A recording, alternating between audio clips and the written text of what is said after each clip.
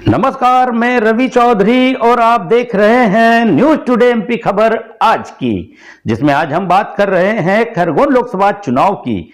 और कल 13 मई को मतदाता अपने मताधिकार का प्रयोग करेंगे। लेकिन एक बात आपको जानना जरूरी है, वह यह कि मौजूदा समय में लोकसभा पर कुल कितने मतदाता है, जातिगत समीकरण क्या है, कितने उम्मीदवार मैदान में हैं, शिक्षा का स्तर क्या है। और इसी को ध्यान में रखकर पीएम मोदी और राहुल गांधी ने अपनी सभा के माध्यम से जनता को क्या संदेश दिया, किसने किसको साधा, किसका होगा ज्यादा असर। तो आइए खबर देखते हैं विस्तार से और समझते हैं वह सब कुछ जो आपके लिए जानना जरूरी है।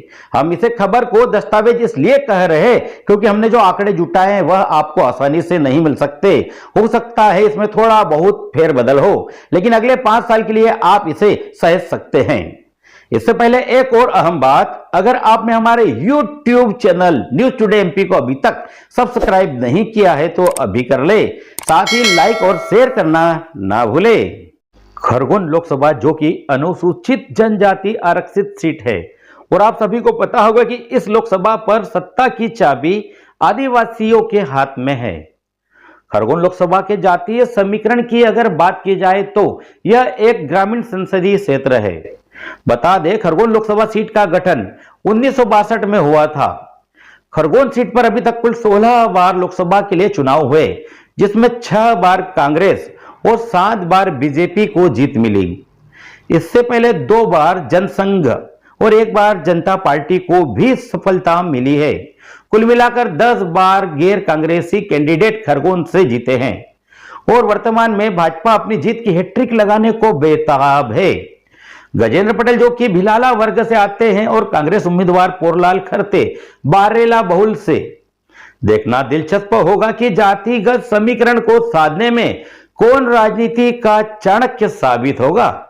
2019 के लोकसभा चुनाव में भाजपा के गजेंद्र सिंह पटेल ने कांग्रेस के डॉक्टर गोविंद मुजाल्दा को 2,02,510 मतों से हराया था। इस बार भी तमाम विरोध के बावजूद सांसद गजेंद्र पटेल एक बार फिर मैदान में हैं और 2024 के इस आम चुनाव में क्या खास है, इस पर हम बाद में बात करेंगे। फिलहाल 2019 के चुनाव के आंकड़ों पर एक नजर। इस चुनाव में कुल 7 उम्मीदवार थे, जिसमें 5 की जमानत जब्त हो गई। वहीं मतदाताओं में कुल 18,34,385, जिसमें पुरुष मतदाता 9,29,143, महिला मतदाता 9,05,223 तथा अन्य मतदाता 19 थे। 2,207 मतदान केंद्र बनाए गए। इस चुनाव में 14,27,607 कुल वोट पड़े, जिसमें कुल पुरुष वोटर थे 7,41,129 तथा महिला कुल वोटर 6,84,159। वहीं मतदान का प्रतिशत 77.825 था और मतदान तिथि 19/5/2019 और परिणाम तिथि 23/5/2019, जिसमें भाजपा को जीत मिली थी। यानी 3 दिन बाद भाजपा को जीत मिली थी, लेकिन इस बार थोड़ा इंतजार करना पड़ेगा। अब बात करते हैं 2024 में हो रहे चुनाव में मतदाताओं की संख्या और जातिगत समीकरण की। तो यहाँ 84.46% आबादी ग्रामीण क्षेत्र से है और 15.54% आबादी शहरी क्षेत्र में रहती है। यहाँ अनुसूचित जनजाति के लोगों की खासी संख्या है।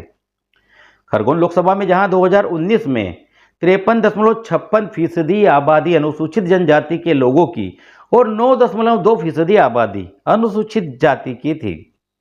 इसी तरह 2011 की जनगणना के मुताबिक खरगोन लोकसभा की जनसंख्या वर्तमान में 26,25,396 है और 20,46,030 कुल मतदाता है। इसमें 10,23,892 पुरुष मतदाता और 10,22,109 महिला मतदाता है। दोनों जिले के मतदाताओं पर अलग अलग नजर दौड़ाए तो बड़वानी में पुरुष मतदाता 5,37,519, साथ ही महिला 5,40,533 है, वह अन्य 21।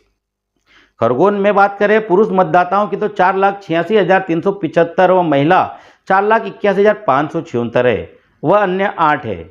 बड़वानी में इसी तरह मतदान केंद्र 1,224 तथा खरगोन में 1,029, कुल 2,253 मतदान केंद्र बनाए गए हैं। अब महत्वपूर्ण बात जो आपको जानना जरूरी है, बात जातिगत समीकरण की तो खरगोन लोकसभा पर अनुसूचित जाति 9 से 10% है, वहीं अनुसूचित जनजाति 54 से 56% तथा जनरल ओबीसी 34 से 37% है, जिसमें मुस्लिम वर्ग करीब 7 से 10% है। बाकी अन्य पिछड़े सामान्य और स्वर्ण है। इसको विस्तार से समझे तो खरगोन लोकसभा पर लोकसभा क्षेत्र में भिलाला वोटर्स की संख्या लगभग 4 लाख है, वहीं बारेला समुदाय के मतदाताओं की संख्या 7 लाख से अधिक है। तो इस लोकसभा सीट पर 2 लाख मुस्लिम वर्ग के वोटर्स भी है। इसके साथ ही पाटीदार, कुशवाहा, यादव, दलित के साथ स्वर्ण वोटर्स की बड़ी संख्या है। शिक्षा की बात करें तो साक्षरता दर 58.4 के करीब है। धर्म के हिसाब से खरगोन लोकसभा में हिंदू 90 से 95%, मुस्लिम 7 से 10, ईसाई 0 से 5%, सिख 0 से 5%, बौद्ध 0 से 5%, जैन 0 से 5% व अन्य 0 से 5% है। अब बात पीएम मोदी के खरगोन दौरे की तो उन्होंने हिंदू मतदाताओं को ध्यान में रखते हुए जाति, धर्म, राम मंदिर और आरक्षण का जिक्र कर अपने भाषण में किया।